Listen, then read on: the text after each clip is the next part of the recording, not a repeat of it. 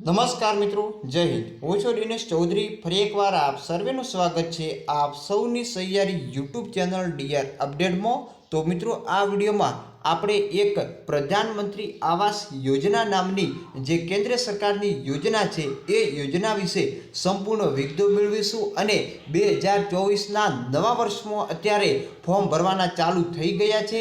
આ યોજના અંતર્ગત તમને પોતાનું ઘર બનાવવા માટે કેન્દ્ર સરકાર દ્વારા 1,48,920 રૂપિયાની સીધી સહાય 3 હપ્તામાં તમારા ખાતામાં જમા થતી હોય છે।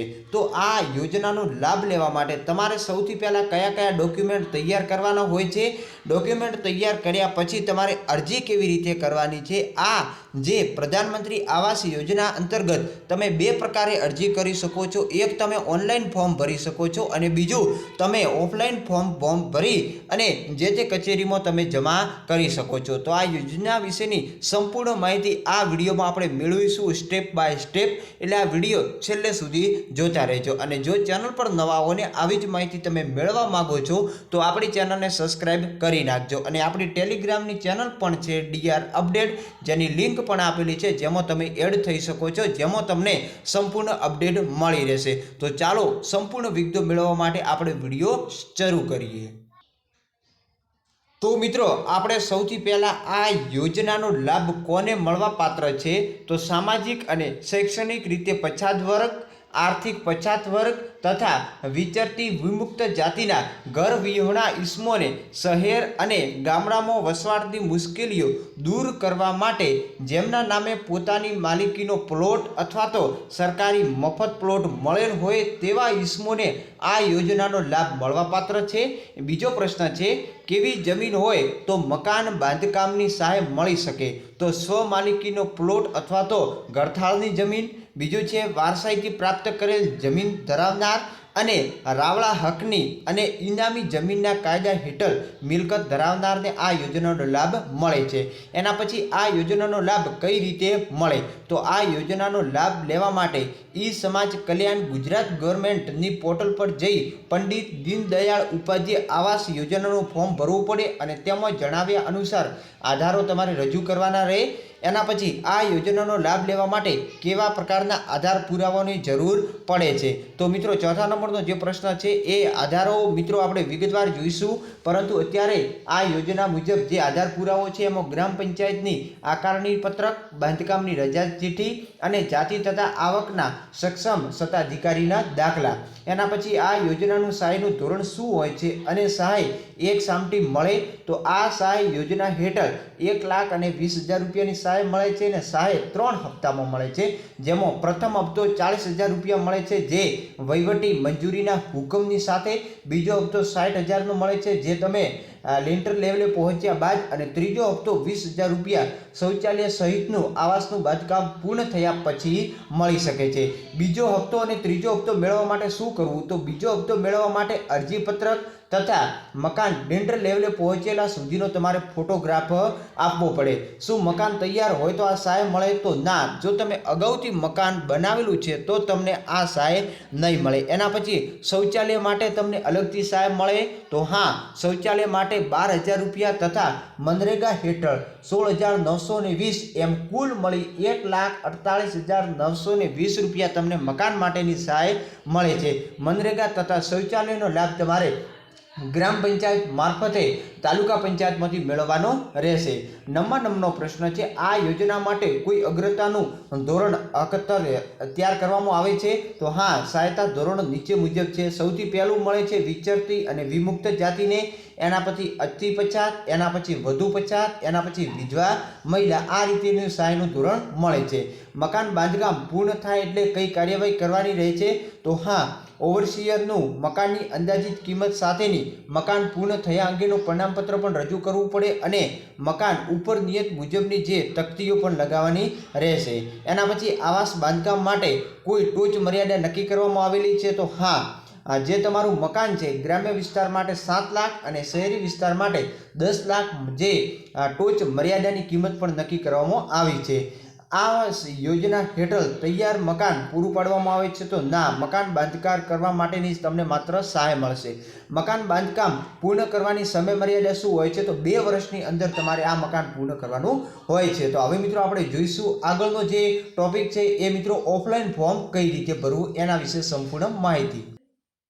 તો મિત્રો હવે આપણે જોઈશું કે તમે ઓફલાઈન ફોર્મ કઈ રીતે ભરી શકો છો. પંડિત દીનદયાળ ઉપાધ્યાય આવાસ યોજના અંતર્ગત જે સહાય મેળવવા માટેનું ફોર્મ સૌથી પહેલાં તમારો અહીંયા એક જે પાસપોર્ટ સાઇઝનો ફોટો ચોંટાડી દેવાનો છે. એના પછી તમારી વ્યક્તિગત માહિતી ભરવાની છે, જેમ કે અરજદારનું પૂરું નામ, પછી અરજદારના પિતાનું નામ, મહિલા હોય તો પતિનું નામ, પછી અરજદારની જાતિ, અરજદારની પેટા જાતિ, તમારી જન્મ તારીખ, એના પછી ઉંમર, અરજદારનું લિંગ એટલે કે પુરુષ કે મહિલા, એના પછી mobile number, email ID, phone number, અરજદારનું હાલનું સરનામું અને અહીંયા કાયમી સરનામું બંને એક હોય તો તમારે એક જ લખવાના.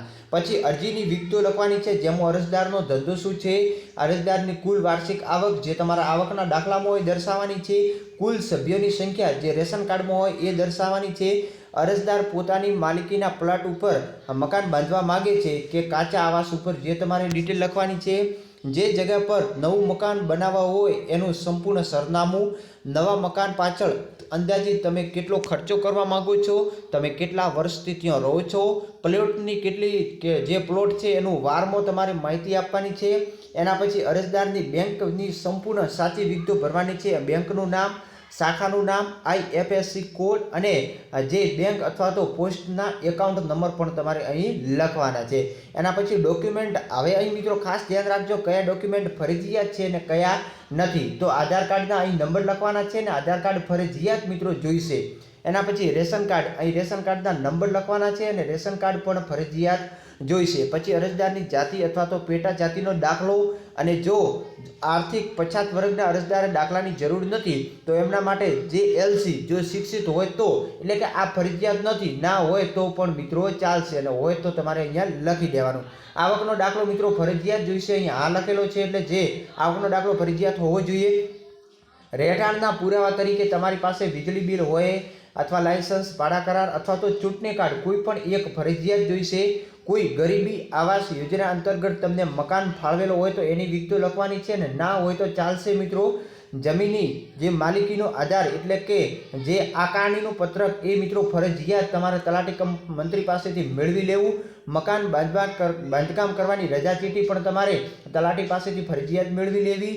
એના પછી મકાનની સહાય મંજૂર કરવા માટે તલાટી મંત્રીનો દાખલો પણ મિત્રો ફરજિયાત તમારે લઈ લેવાનો હોય છે. એના પછી BPL નો દાખલો જો હોય તો, અથવા તો ન હોય તો પણ મિત્રો ચાલે. એના પછી આગળ જોઈએ તો જો વિધવા હોય તો પતિના મરણનો દાખલો, એ પણ ન હોય તો મિત્રો જરૂર નથી, હોય તો લગાવવાનો છે. બેંક ખાતાની વિગતો દર્શાવતી જે પ્રથમ પાના પાસબુકની નકલ જે ફરજિયાત જોડવાની છે. એના પછી વેરા પાવતી પણ મિત્રો ફરજિયાત તમારે લેવાની છે તલાટી પાસેથી. સ્વઘોષણાપત્ર આપણે જોઈશું, એનું ફોર્મ ફરજિયાત ભરવાનું છે. ખુલ્લા પ્લોટનો ફોટો અથવા તો જે મકાન પડી ગયું હોય એનો ફોટો ફરજિયાત અપલોડ કરવાનો છે. સંયુક્ત નામે પ્લોટ અથવા તો કાચું મકાન હોય એની સંપત્તિ હોય તો લેવાની, અથવા ન હોય તો પણ ચાલશે. એના પછી નીચે અહીં તમારું સ્થળ લખવાનું છે, ગામનું નામ, અહીં તમારી સહી કરવાની છે, અહીં તમારે તારીખ લખી અને ડોક્યુમેન્ટ આ ફોર્મની પાછળ જોડી અને જે તે સક્ષમ અધિકારીને જમા કરાવવાનું રહેશે. હવે મિત્રો જોઈએ કે તલાટી પાસેથી તમારે કયા કયા પુરાવાઓ મેળવવાના છે. તો મિત્રો હવે આપણે જોઈશું તો અરજદારને મકાન સહાય મંજૂર કરવા માટે ગ્રામ પંચાયતના તલાટી કમ મંત્રી અથવા તો સિટી તલાટી કમ મંત્રી અથવા તો સર્કલ ઇન્સ્પેક્ટરે આપવાના પ્રમાણપત્ર હોય છે, જેમાં મિત્રો જોઈ શકો છો જે સંપૂર્ણ વિગતો હોય, જે વિગતો તમારે મિત્રો ભરવાની નથી, તલાટી જે તમને આપે છે એ સંપૂર્ણ વિગતો ભરી આ પ્રકારનું તમને ફોર્મ એક આપશે, જેમાં જોઈ શકો છો જે મિત્રો લાગુ પડતો હોય અહીં તમારે નકશો પણ રજૂ કરવાનો છે જે મકાન બનાવવાનું છે એમાં, અને નીચે અહીં સ્થળ, તારીખ અને અહીં તલાટીના સહી અને સિક્કા પણ કરાવવાના રહેશે. એના પછી સ્વઘોષણાપત્ર તમારે જાતે ભરવાનું છે.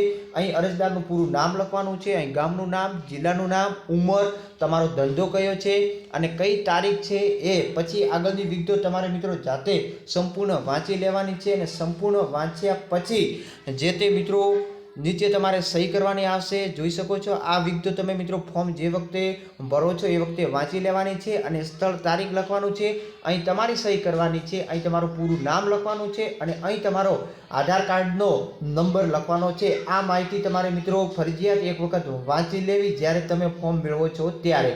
તો આ મિત્રો જે ફોર્મ છે આ તમને કઈ જગ્યા મળશે તો આપણી ટેલિગ્રામની ચેનલ પર પણ મૂકી દઉં છું અને તમને તલાટી કમ મંત્રી પણ પાસે મળી રહેશે. વધુ વિગતો માટે કોઈ પણ પ્રકારનો પ્રશ્ન હોય તો મિત્રો તમે કોમેન્ટ કરી શકો છો. આ યોજના મિત્રો આખા ભારતમાં છે એટલે કે ગુજરાતમાં પણ ચાલે છે.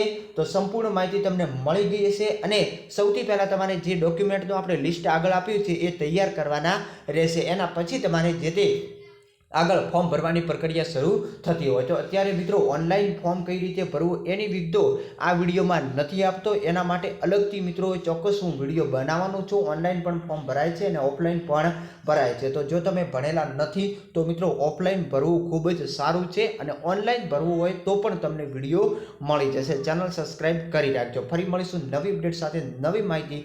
ત્યાં સુધી જય હિન્દ, જય ભારત. Thanks for watching.